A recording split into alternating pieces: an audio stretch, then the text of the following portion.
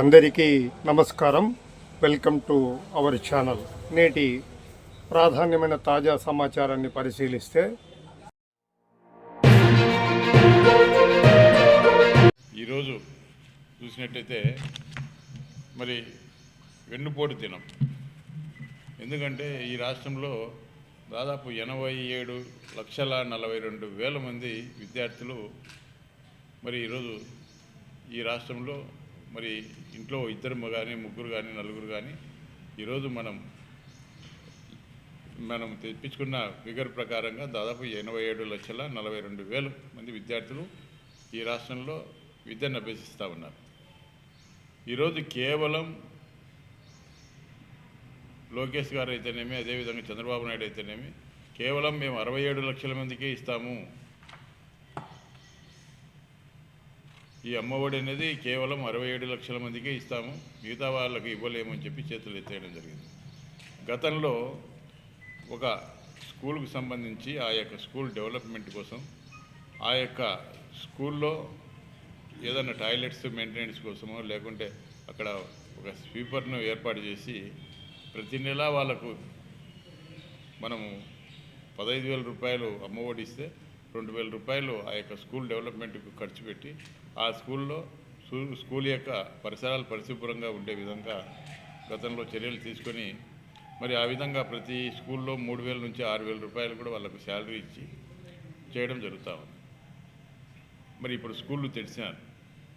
మరి గతంలో జగన్మోహన్ రెడ్డి గారు 2,000 రూపాయలు ఆ స్కూల్ డెవలప్మెంట్ కోసము, టాయిలెట్స్ మెయింటెనెన్స్ కోసము, ఆ స్కూల్ యొక్క పరిసరాల పరిశుభ్రత కోసం ఆయన ఖర్చు పెట్టి చేస్తే ఈ సైకోగాడు ఇవన్నీ చేసినాడని చెప్పి ఆయన మీద లేనిపోని విమర్శలన్నీ చేయడం జరిగింది.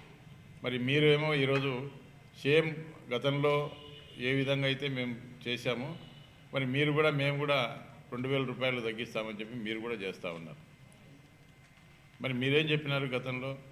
మేము 1 రూపాయి కూడా తగ్గాం, మీ ఇంట్లో ఎంతమంది ఉంటే అంతమంది పిల్లలకు 15,000 రూపాయలు ఇస్తామని చెప్పి గతంలో చెప్పడం జరిగింది.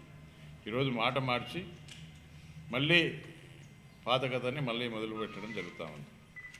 అదేవిధంగా ఈరోజు ఉద్యోగాలు అడిగితే ఈ స్కిల్ డెవలప్మెంట్ ద్వారా మేము ఉద్యోగాలు ఇప్పిస్తామని చెప్పి చెప్తా ఉన్నారు. అంటే ఉద్యోగాలు రావు ఈ రాష్ట్రంలో. ఈరోజు నిరుద్యోగులు చాలా వరకు ఈరోజు ఆత్మహత్యలు చేసుకునే పరిస్థితి ఉంది.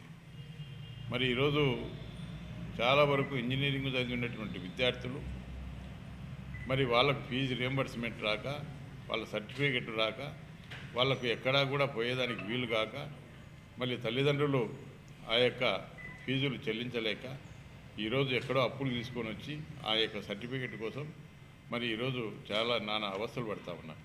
ఈరోజు ఏదైనా కూడా గతంలో కాలేజీ, ఎందుకంటే జగన్మోహన్ రెడ్డి గారు ముఖ్యమంత్రిగా ఉన్నంత వరకు కూడా ఫీజు రియంబర్స్మెంట్ కానీ మరి అన్నీ రావడం జరిగింది. కేవలం మీకు ఏ ప్రభుత్వం వచ్చే సంవత్సరం నుంచి కూడా మరి ఏ 1 రూపాయి కూడా రాలేని పరిస్థితి ఉంది. ఈరోజు విద్యార్థులంతా కూడా వారి పరిస్థితులు అగమ్య గోచరంగా ఉన్నాయి.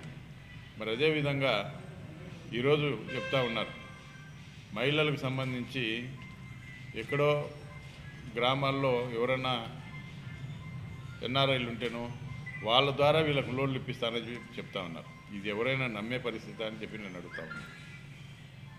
ఎందుకంటే ఎవరైనా కూడా ఈరోజు P4 అని చెప్పి ఈ రాష్ట్రానికి కానీ ఈ యొక్క